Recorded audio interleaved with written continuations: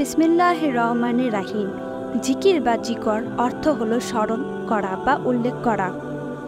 জিকিরের মাধ্যমে ইসলাম ধর্মের লোকেরা আল্লাহকে স্মরণ করে থাকে।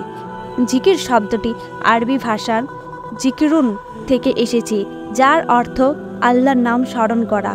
জিকির ইসলাম ধর্মে একটি পবিত্র কাজ হিসাবে গণ্য করা হয়। আজ আমরা এমন 10টি জিকির সম্পর্কে জানব যার সওয়াব অনেক বেশি। নাম্বার 1, প্রতিদিন 100 বার সুবহানাল্লাহ পাঠ করলে 1000 সওয়াব লেখা হয় এবং 1000 গুনাহ মাফ করা হয়। নাম্বার 2, আলহামদুলিল্লাহ মিজানের পাল্লা ভারী করে। নাম্বার 3, লা ইলাহা ইল্লাল্লাহ সর্বোত্তম জিকির।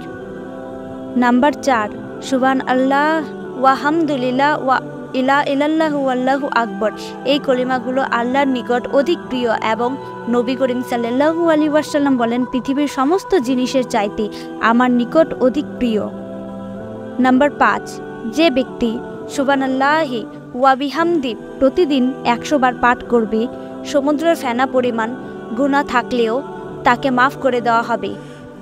নাম্বার 6, নবী করিম সাল্লাল্লাহু আলাইহি ওয়াসাল্লাম বলেন, সুবহানাল্লাহি ওয়া বিহামদি সুবহানাল্লাহি আজিম।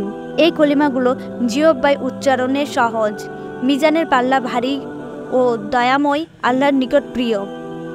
নাম্বার 7, যে ব্যক্তি সুবহানাল্লাহি আজিম ওয়া বিহামদি পাঠ করবে, প্রতিবার তার জন্য জান্নাতে একটি করে খেজুর গাছ রোপণ করা হবে।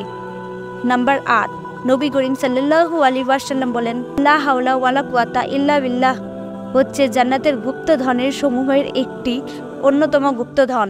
নাম্বার 9, নবী করিম সাল্লাল্লাহু আলাইহি ওয়াসাল্লাম বলেন, সুবহানাল্লাহ ওয়ালা হামদুলিল্লাহ ওয়ালা ইলাহা ইল্লাল্লাহু আল্লাহু আকবার ওয়ালা হাওলা ওয়ালা কুওয়াতা ইল্লা বিল্লাহ।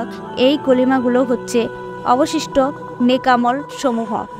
নাম্বার 10, নবী করিম সাল্লাল্লাহু আলাইহি ওয়াসাল্লাম বলেন, যে ব্যক্তি আমার প্রতি একবার দরুদ পাঠ করবে, আল্লাহ তাআলা তার প্রতি 10 বার রহম বর্ষণ করবেন।